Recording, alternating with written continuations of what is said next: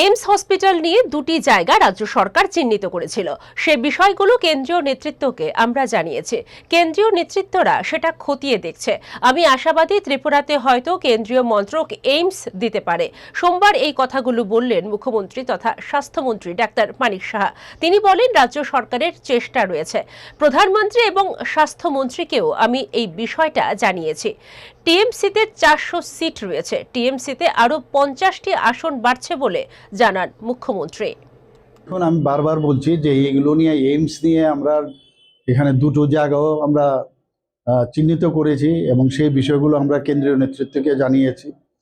এবং কেন্দ্রীয় নেতৃত্বেরও কিন্তু একটা পলিসি আছে কোথায় কোথায় এইমস হবে, যেহেতু নর্থ ইস্টার্ন জোনে গুয়াহাটিতে দিয়েছে।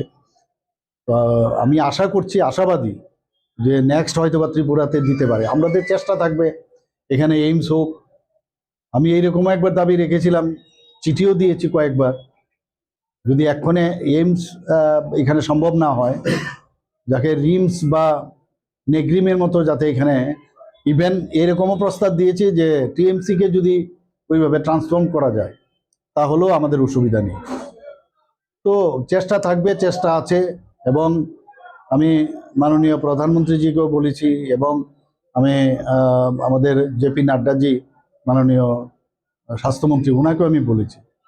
আমি জোরালোভাবেই কথাগুলো রেখেছি, ওনারা শুনেছেন এবং আশা করি হয়ে যেতে পারে। এখন আমি বলছি না, কিন্তু চেষ্টা আছে আমাদের, এবং সেটা আমাদের প্রায়োরিটি যে চিন্তাধারা তার মধ্যে কিন্তু একটা।